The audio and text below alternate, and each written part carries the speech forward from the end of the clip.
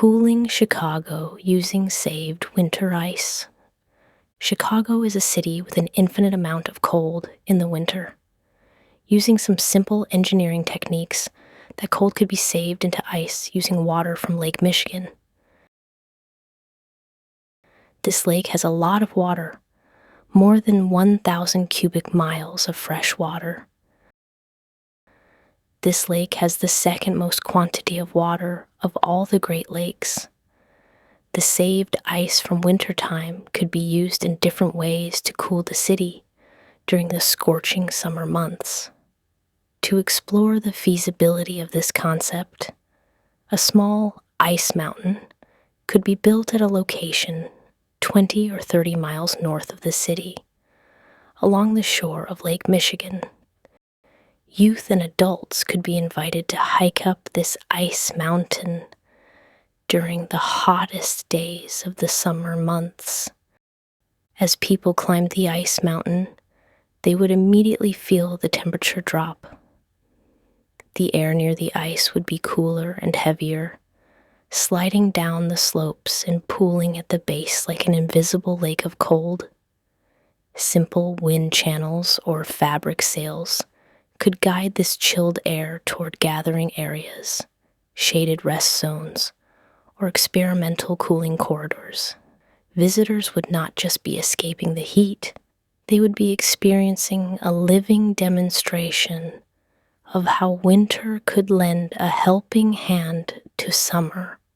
The ice mountain itself would not need to be a single solid block. It could be built in layers, much like a giant frozen lasagna. During winter, water from Lake Michigan could be sprayed, poured, or trickled over prepared surfaces at night when temperatures are lowest. Each cold night would add another thin sheet of ice. Over weeks and months, those layers would accumulate into a massive frozen structure. Snow fencing, insulating sawdust, wood chips, or even modern aerogel blankets could be added to slow melting once spring arrived. This is not a new idea. Before mechanical refrigeration, ice houses around the world used insulation and clever design to preserve winter ice well into summer. Once summer arrived, the ice mountain could serve several purposes at once. Part of it would simply melt, absorbing enormous amounts of heat in the process. Melting ice is an exceptionally efficient heat sponge. Every pound of ice that turns into water pulls the heat out of the surrounding environment, lowering temperatures without any electricity at all. Channels carved into the ice could guide meltwater into shaded ponds or underground cisterns, where the cool water could be used for district cooling experiments, such as chilling air for nearby buildings or public spaces. Educational value would be a major benefit. Schools, universities, and community groups could visit the site to learn about thermodynamics, climate adaptation, and urban planning. Students could measure temperature differences, track melting rates, and test different insulation methods. Artists might carve temporary sculptures into the ice, knowing their work would slowly disappear, turning impermanence into part of the lesson. Engineers could treat the ice mountain as a seasonal laboratory, improving designs year after year. The social aspect would matter just as much as the technical one. During heat waves, cities often become dangerous places, especially for the elderly, children, and people without air conditioning. The ice mountain could function as a seasonal refuge, a place where people gather not only to cool down, but to connect. Cooling tents, misting stations powered by meltwater, and shaded picnic areas could surround the base. The simple act of walking toward a visible mountain of ice on a sweltering day would be psychologically cooling, a reminder that relief exists. Scaling the idea beyond a demonstration would require careful thought.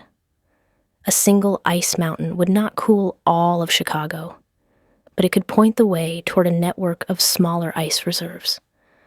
Ice could be stored beneath parks, under parking structures, or along industrial corridors.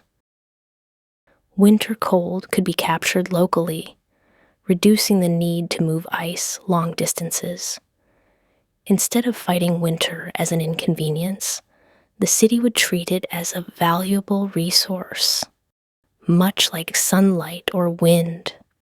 There would also be environmental considerations. Using lake water would need to be done responsibly, with careful monitoring to avoid ecological harm.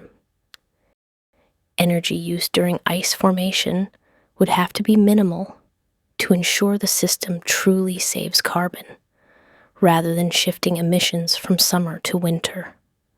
Fortunately, Chicago's winters already provide the freezing temperatures needed. The main task would be shaping and protecting the ice, not forcing it to exist. In a warming world, cities are searching for cooling solutions that do not rely entirely on more air conditioners and more power plants. Saving winter cold in the form of ice offers a poetic and practical response. It is slow, visible, and communal, the opposite of invisible compressors humming behind closed doors. An ice mountain north of Chicago would not just be an experiment in cooling. It would be a statement that cities can learn from their own seasons, storing abundance from one part of the year to ease hardship in another. Over time, people might come to see winter differently. Instead of counting down the days until it ends, they might ask how much cold can be saved, shaped, and shared. The ice mountain would stand as a reminder that solutions to summer's heat may already be falling quietly from the sky each winter, waiting to be gathered